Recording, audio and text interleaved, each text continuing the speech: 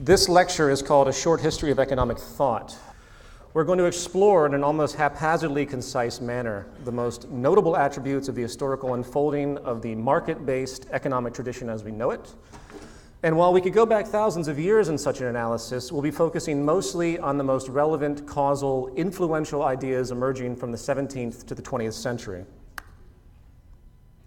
As an aside, even though this will likely be the most boring presentation you hear today, I personally find economic history incredibly interesting because it's really a history of perception. If you were to ask a Neolithic or pre-Neolithic hunter-gatherer what their economic model was, if they could even conceive of such a thing, it would likely have something to do with strategic harvesting around seasonal periods of earthly regeneration, locating optimized yields, tactics for physical storage, and the like.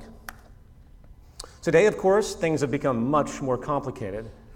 Yet, we should not be intimidated by modern economics, regardless of how sophisticated it may appear. In fact, I would say that our current practice originated in exactly the same way all the other practices did, with people basically just making stuff up as they go along, based around apparent evidence that seems to make sense, with usually a grace period of sorts before the inevitable fallacy of certain assumptions surface through negative consequences. As a final introductory note, I would like to set the tone by stating outright that the vast majority of what we call economics, as it is presented in universities and financial circles today, is really an outdated, irrelevant, and increasingly detrimental form and system when it comes to the actual maintenance of life on the planet Earth. It's life-blind is a great term. There is no structural recognition of any basic natural law processes, principles of earthly sustainability, public health factoring, and the like. In the view of the market, these are externalities. And in the millions of pages of mainstream economic theory printed from the 17th century onward, you will likely find not one sentence about the natural technical processes that actually create and assist in meeting human needs, the sociological importance of meeting those needs for social stability and invariably public health, generating optimized industrial methods to ensure overall efficiency, or anything of such. To paraphrase economist Thorstein Veblen, who will be mentioned again in a moment, a prominent historical figure, there are really two systems at work. There's a business system, and there's a technical or scientific system. The business system has, again, no active recognition of the technical system, hence the natural science behind it. And it works in the modern era to now perpetually sabotage, in the words of Veblen, our scientific capacity and possibility due to its outdated, narrow frames of reference. The point being that true economics can only be understood within the context of physical science, and the traditional market logic has been backwards in its orientation, with most everything centered around short-sighted, subjective intuitions, mostly having to do with human behavior and human nature. Pre-capitalism. Medieval feudalism, which spanned roughly from the 9th to 16th centuries, was a system of mutual obligations and services going up and down a set social hierarchy, with the entire system essentially resting on an agricultural foundation, an agrarian foundation. There is great speculation with respect to what happened in Europe to transition out of feudalism, but technology appears to have played a major role, as it has, in fact, with virtually every major social shift.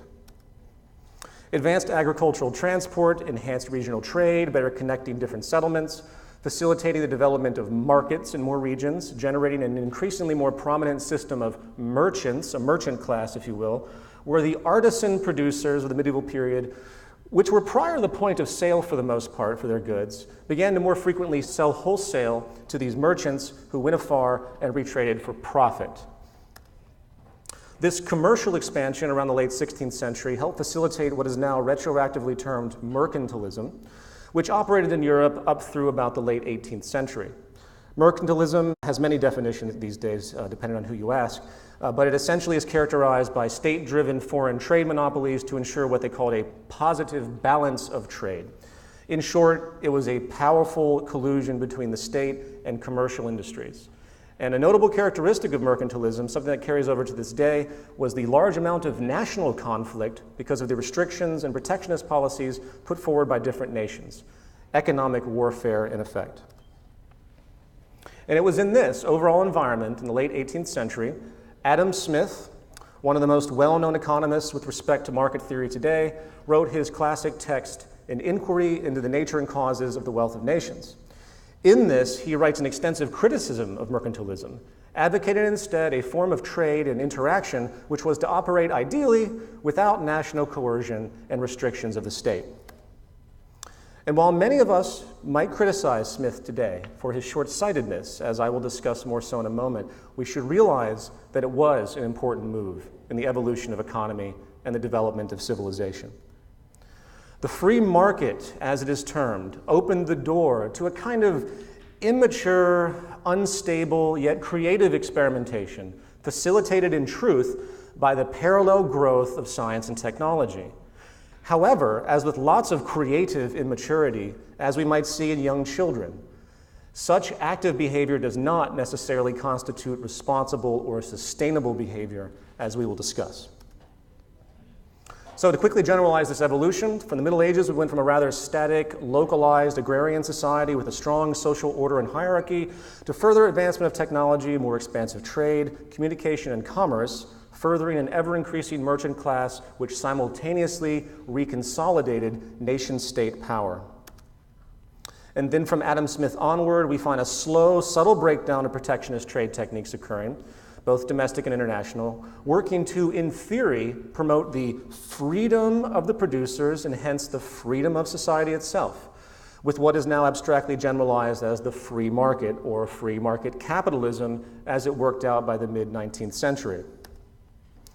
Now, what's important to understand here is the apparent shift of the power center itself, a move from large-scale state economic control to so-called business or personal freedom. The problem, however, is that the state economic interests and corporate business interests are one and the same. All we have done in this overall process, in effect, which again was indeed helpful to a certain degree as it expanded our capacity, was go from state control of business to now business control of the state. Today we live in an advanced manifestation of this with the advent of what could be deemed the corporate state, where business interests hold final decision-wielding power at every turn, with, gesturally speaking, the elitist kings and nobility of the feudalist period redefined, behind the scenes of course, in the form of a constituency of financial and corporate powers.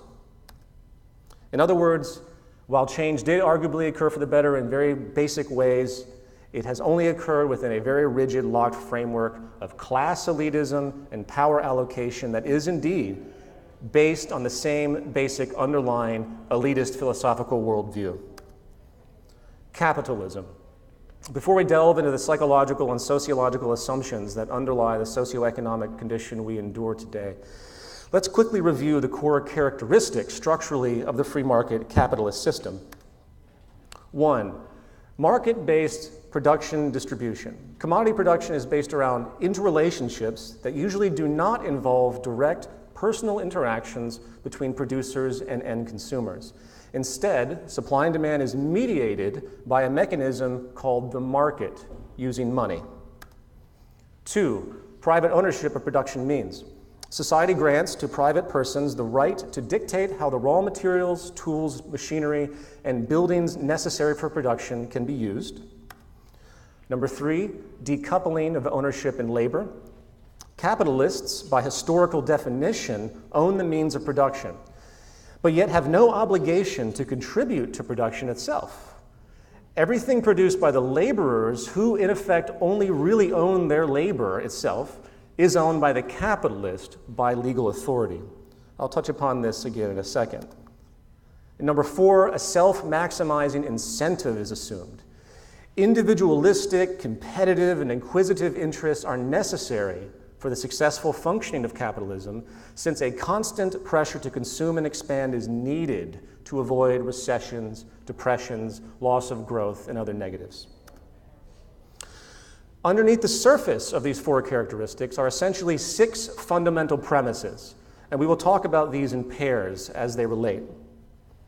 Property and the labor theory of value, utilitarianism and the utility theory of value, the invisible hand metaphysic, and the conclusion that classes imbalance and suffering is inevitable.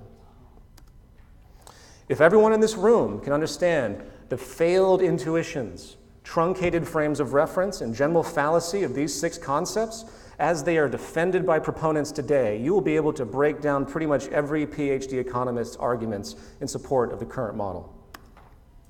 Property and the labor theory of value.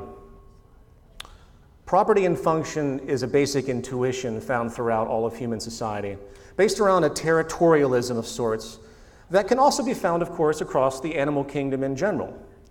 The argument isn't the obvious necessity to be secure with our means and tools of survival, recognizing that protection has been needed as we evolve out of these long periods of scarcity, hence the generation of constant conflict. The problem is the application of the theoretical concept of property itself, its value assessment, and how it is rationalized in and put in function within the internal logic of the capitalist system. Now, I could say a great deal about the sickness of our property culture today, as fueled by the consumption ethos pushed like a bad drug. But that will be for another talk. However, let it be said that property as a means of useful function is viable. Property as a unit of vanity and social status is an underlying social distortion, which, when extrapolated in its effects, as quaint as it may seem, is extremely destabilizing. Philosopher John Locke, who died in the early 18th century, published a highly influential book, The Second Treatise of Civil Government, in 1689. And in chapter 5, Locke expresses his view regarding the origin of property, which is carried over in one variation or another into modern free market economic theory as we know it today. As was natural to that period of time in Europe, Locke's premise for defining property was derived from a Christian perspective, stating, God gave the world to men in common, but since he gave it to them for their benefit and for the greatest conveniences of life, they were capable to draw from it. He can't have meant it always to remain common and uncultivated. I don't know about you, but I always enjoy it when humans redefine what God actually meant. In short, Locke states that property is created when a person mixes his labor with it. The logic being that the labor energy put into the making of a good must naturally be the property of the person performing the task, and hence that property labor is transferred into the good itself. So God put stuff on the earth in common, we attach the right of property to it because we are mixing our labor with it, and then we use it for our purposes. Fair enough. Adam Smith clearly agreed with Locke's labor-based property definition and later applied this logic to what could be termed the labor theory of value. The labor theory of value suggests that the labor put into the creation of something not only assigns ownership or property, it also determines in part where its value or exchange value is sourced. He states, labor was the first price, the original purchase money that was paid for all things. It was not by gold or by silver, but by labor that all the wealth of the world was originally purchased, and its value to those who possess it. David Ricardo, a firm disciple of Smith a generation later, very influential, reinforced the same basic idea, stating in mild variation, possessing utility, commodities derive their exchange value from 2 sources, from their scarcity and from the quantity of labor required to obtain them. He continues with the logic. If the quantity of labor realized in commodities regulates their exchange value, every increase of the quantity of labor must augment the value of that commodity on which it is exercised, and every diminution must lower it. However, there's a problem here. If we are to respect these rules of property, value, and such attainment, how does money fit in? How does money serve as both a store of value and a medium of exchange when, in effect, its value attainment has no causal connection to anything related to human production? We just decide it has value and put it into circulation.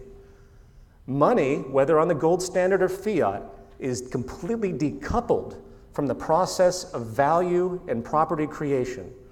John Locke and Adam Smith make it clear that true wealth, the wealth of nations, is not a function of how much gold or silver or hence money economy has. It's actually the sum of the production, the goods and services the economy produces. That is the true definition of wealth, as per Adam Smith, who states, "The annual produce of the land and labor of the society is its wealth."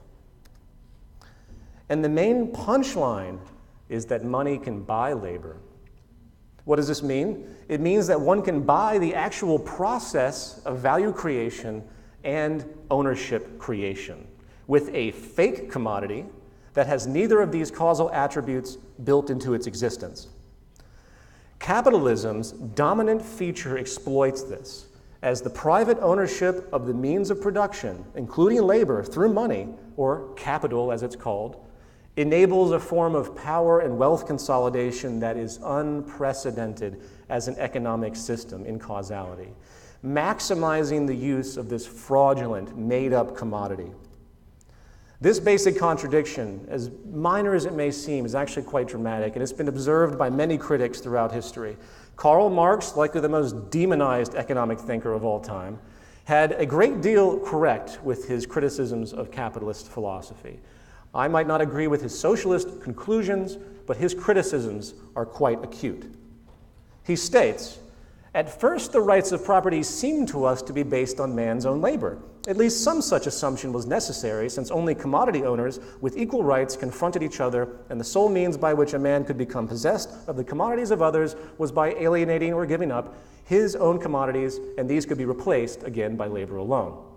Now, however, property turns out to be the right on the part of the capitalist to appropriate, and to be the impossibility on the part of the laborer of appropriating his own product, the product made.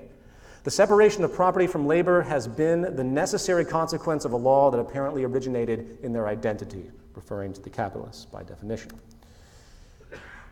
Economist Thorstein Veblen, and a brilliant sociologist, perhaps my favorite social critic, also rejected the idea of private property and that it was a natural right, often expressing the absurdity of thought again that leads the what he called absentee owners, the owners that don't do anything, to claim ownership of commodities produced in reality by the manual labor of others, highlighting again the irrationality of the long-held principle that from labor comes property.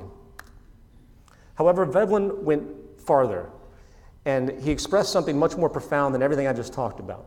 He expresses the social nature of production and how the skills and knowledge accumulation inherent completely voids the causal justification of property rights in and of themselves, stating, "The natural rights theory of property makes the creative effort of an isolated, self-sufficing individual the basis of ownership vested in him.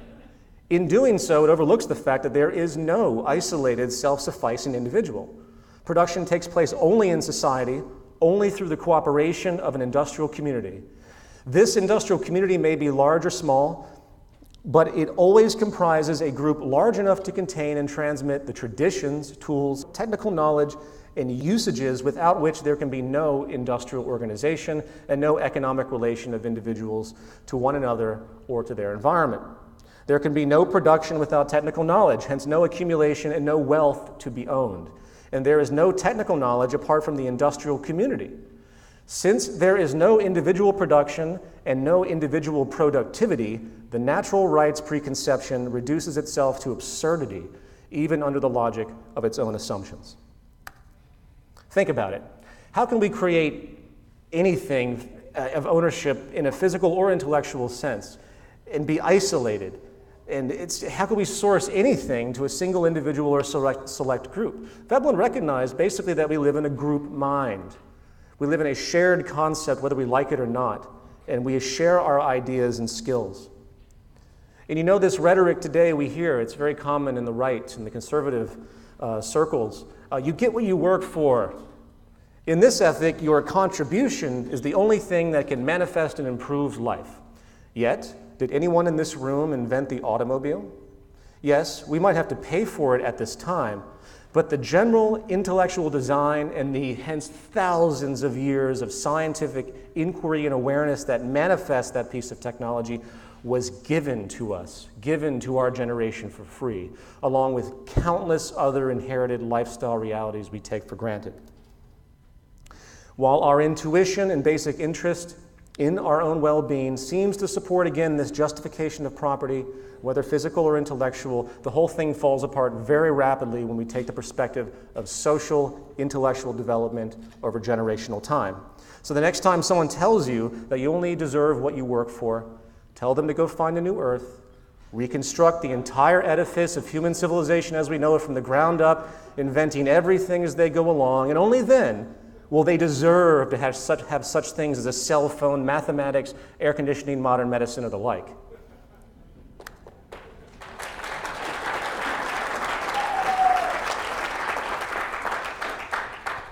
Moving on. Utilitarianism and the utility theory of value. Utilitarianism is, in many ways, both a psychological theory of how people behave and an ethical theory of how they ought to behave. Keep this in mind. It has many different schools of thought today, but in short, it is a model of behavior which is based around something of an impulsive, hedonistic assumption of human action in general. It deals with pleasure and pain and the idea that human beings basically react in favor of pleasure and work to avoid pain on all scales. Very convoluted, as I'll describe. A notable figure and proponent of utilitarianism is Jeremy Bentham, who died in the early 19th century. He stated, "Nature has placed mankind under the governance of two sovereign masters, pain and pleasure. It is for them alone to point out what we ought to do. By the principle of utility is meant that principle which approves or disapproves of every action whatsoever according to the tendency it appears to have to augment or diminish the happiness of the party whose interest is in question." Utilitarianism is at the core of the microeconomic behavioral assumptions put forward by what is called neoclassical economics today. The assumption of people working to maximize their happiness and reduce suffering is a guiding principle, and various behavioral models of high complexity have also been created in these intellectual circles. Within this assumption, there are lots of other ideas built in naturally, such as the idea that humans are insatiable and that we have infinite material wants, which will never make us satisfied. We have deeply ingrained need to be better than others and other competitive nuances and the like.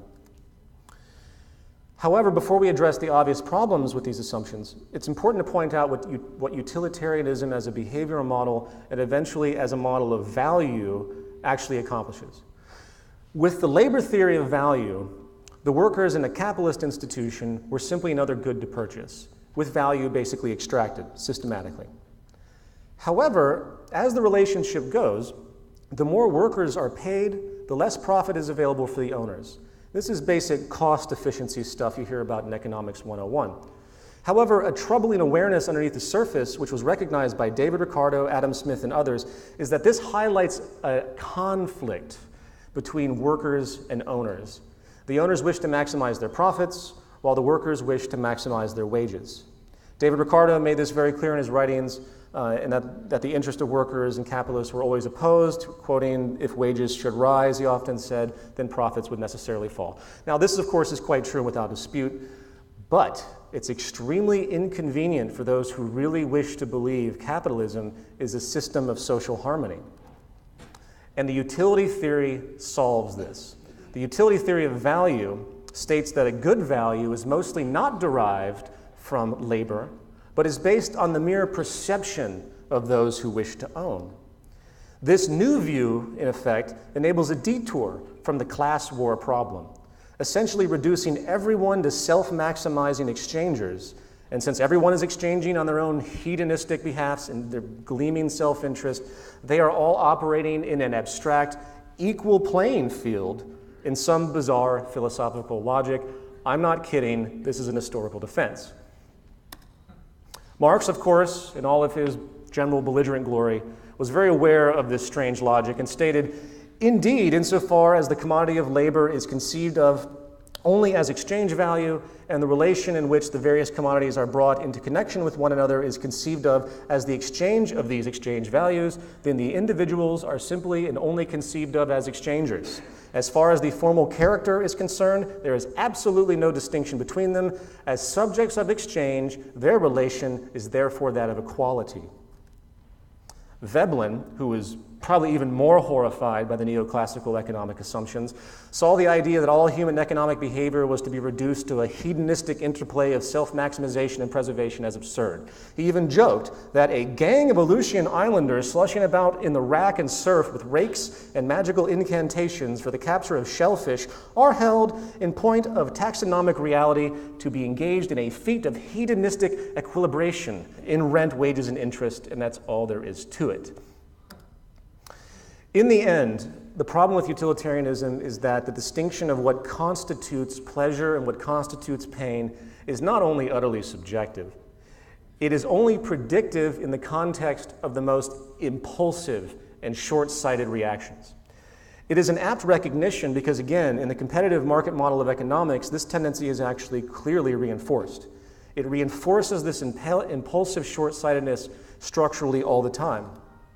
For example, a corporation might not want to suffer the financial pain of proper disposal of toxic byproducts, so they dump it into the river next to the plant. However, when those local people go home to their families and turn on the tap water, not knowing that this river leads to a reservoir to which their water is sourced, they're going to suffer a great deal of pain in the long term due to cancer and other health problems that would result. I hope that is clear, as this perspective is likely the most dangerous of all perspectives in modern economic thought. The selfish self-maximization of utility as an assumption of behavior leads only to short-term pleasure at the expense of long-term suffering.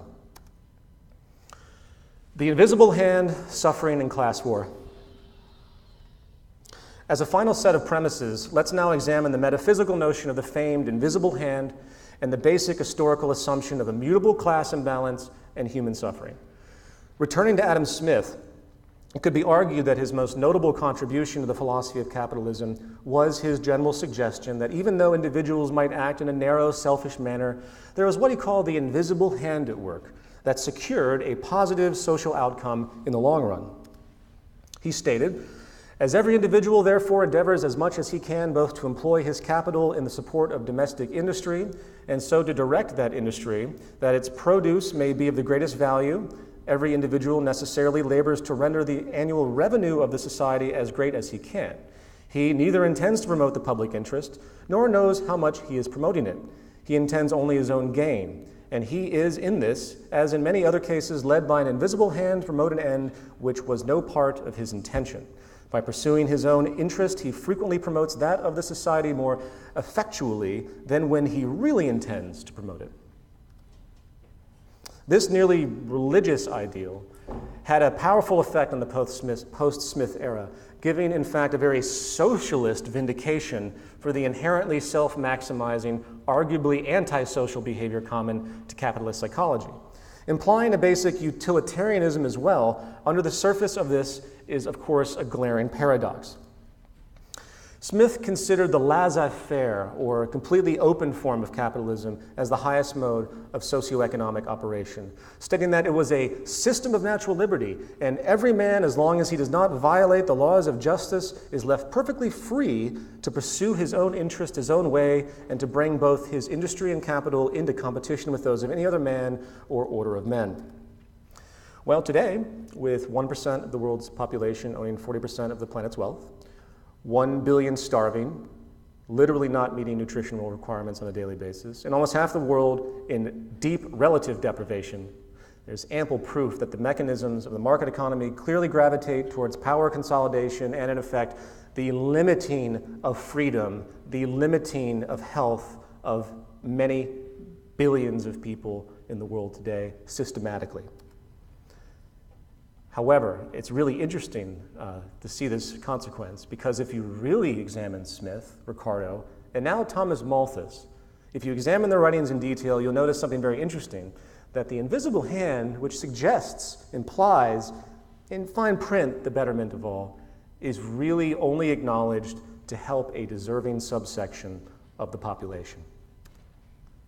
Throughout all of their writings in general, they imply that suffering will remain regardless. And in the case of Ricardo and Malthus, they actually emphasize not helping the poor in some cases, as it only gives them false hope in the long run. The term naturalist fallacy can be applied here, as these thinkers were taking taking their intuitions about the limits of society and assuming they were empirical, just as they did in the Bible. And while we do not hear much about Malthus these days with respect to his incredibly incorrect population theory, which stated, among other things, that it was a law of nature to have rich and poor, along with the inevitable consequence of increasing reproduction as wealth increased, implying that the poor must exist or be repressed, since the carrying capacity cannot possibly handle everyone maintaining a quality standard of living as he knew it then. And these theories, unfortunately, still underlie the very core ethical assumptions pushed forward by the market economy's basic social approach today. So I ask you, if the dominant, most influential historical proponents of this economic model, a model which has spread across the world, planted this intellectual seed that it was impossible to take care of everyone and that poverty was inevitable and that it's only a higher moral class, in effect, that really deserves the fruits of a decent life, do you think that maybe it might explain why there has been virtually no real effort on the part of any large-scale establishment to actually resolve global suffering on any real level, even though it has clearly, statistically, been technically possible for many, many decades now due to the advancements in technology? In conclusion, I wish to point out again that the capitalist market economy did facilitate a stage of improvement on a very basic level, as with anything in the course of evolution. There's no such thing as wrong if the mechanism of understanding, correction, and adaptation is working properly. And that's the problem today. We're not adapting fast enough. I see it as an issue of social maturity. If we look at cultural evolution as a process of adaptation, and with the needed vulnerable acceptance of new knowledge as the mechanism of change, we can begin to see that we're stuck or moving in a very slow way when it comes to the way we think about economics. Naturally, due to the extremely powerful reinforcement it has, generation after generation, it compounds this value neuroses over and over, creating increasing fear of change. And I hate to sound condescending, but right now I put the maturity level of human society in this regard at about the age of 9. We have an entire species of children selfishly running around the earth, hoarding toys, many still believing in Santa Claus, fighting over abundant toy blocks, pushing to the front of the line, jockeying for mommy's attention and status, creating little gangs to feel wanted and to feel powerful. And it isn't that we can't see a path of maturation. It's rather the sickness that exists in this household we share, the water we swim in, the foundational values and beliefs that currently embody the whole of our society, our ideological parents, the zeitgeist itself. And that's why we're here. It's now an issue of growing up. And whether anyone likes it or not, they are in the zeitgeist movement one way or another. Thank you very much.